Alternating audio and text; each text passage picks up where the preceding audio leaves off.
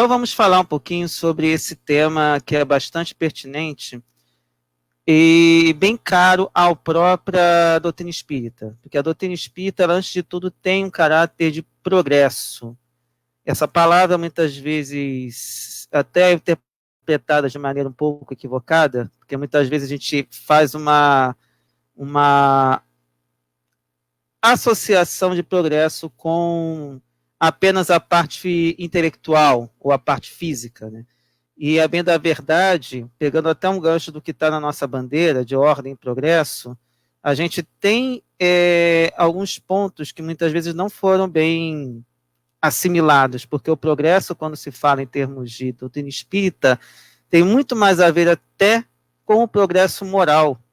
E talvez a palavra mais adequada seria hoje falar em evolução. Mas quem somos nós para questionar Kardec todo o trabalho que foi feito junto com os espíritos nesse ponto? E aí vem nessa pergunta 779, que é no início desse tema, Marcha do Progresso, do Livro dos Espíritos, na terceira parte, que trata das leis morais, nós temos exatamente aí esse início que é pertinente.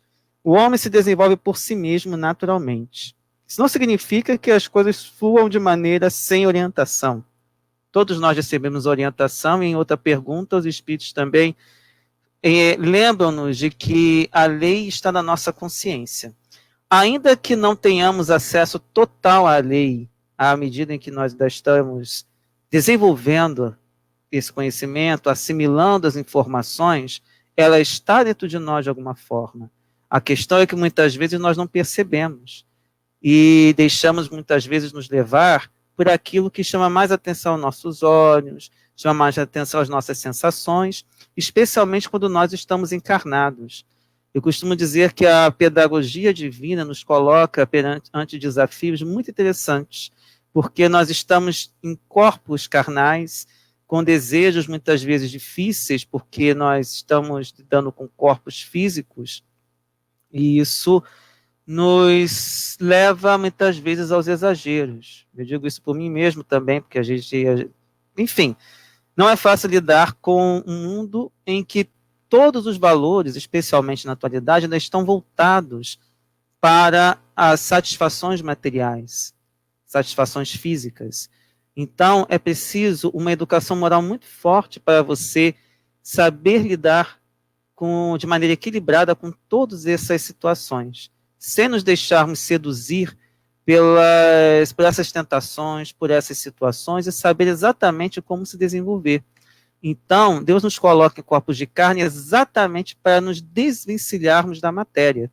Da mesma forma que os desafios que ela nos coloca, o que Deus nos coloca por meio da nossa programação espiritual, como, por exemplo, um parente difícil, ou uma pessoa com a qual discordamos politicamente, ou com uma religião bastante incisiva, que ao contrário da nossa, que é plural e pluralista, pois ela não se impõe, ela conquista por meio do pensamento, do convencimento, da reflexão, não é uma religião que é imposta. Nós acabamos lidando com esses desafios. Deus nos coloca exatamente perto dos irmãos com os quais precisamos nos reconciliar. E por isso mesmo que é tão bom a gente estar aqui nesse momento para compartilhar esses ensinamentos, conversar um pouco sobre tudo isso, exatamente para nos desvencilharmos dos pensamentos maléficos, dos pensamentos ruins, dos comportamentos que vão nos prejudicar. Daí que a educação se processa, a nossa educação espiritual, se processa por atos, palavras e também por pensamentos. O pensamento é a origem de tudo. E nosso desenvolvimento intelecto-moral acaba envolvendo esses dois aspectos. Aliás, esses três aspectos, que são nossos atos e palavras e pensamentos. Lembrando que os atos e as palavras são expressões desse pensamento. E aí vem um outro ponto também muito importante, que é a segunda parte da resposta dos espíritos. Mas nem todos progridem simultaneamente do mesmo modo. E isso é fator natural. Todos nós começamos simples e ignorantes, como os próprios espíritos nos informam. E nós estamos mais ou menos no mesmo patamar aqui no planeta. Mas é claro que esse mesmo patamar vai desde uma pessoa que ainda está numa vivência tribal até as pessoas que conseguem organizar o planeta olhando-o como um todo. Então, nós temos desde as pessoas que muitas vezes não têm contato nem com as letras, mas às vezes possuem uma moralidade muito elevada, e aquelas pessoas que possuem talvez 10, 20, 30 faculdades, 10 pós-doutorados, emenda pós-doutorado num outro, mas às vezes não tem a mínima noção de olhar para o lado e verificar se uma pessoa está passando mal, ter vontade de ir lá e socorrer, ou ajudar uma pessoa que está passando por necessidades básicas, especialmente nesse momento de pandemia, e de repente perguntar se a pessoa precisa de alguma coisa. E a gente tem, pelo menos nós espíritas, temos esse trabalho de assistência social bastante desenvolvido nas diversas casas espíritas espalhadas pelo país, mas, além disso, tem esse cuidado que nós devemos desenvolver com nossos parentes, com nossos familiares, com nossos vizinhos, que é a caridade mais difícil, que é a caridade moral. Esse é um ponto também muito importante que precisamos estar de olho. E aí vem a terceira parte da resposta. Dá-se então que os mais adiantados auxiliam o progresso dos outros por meio do contato social.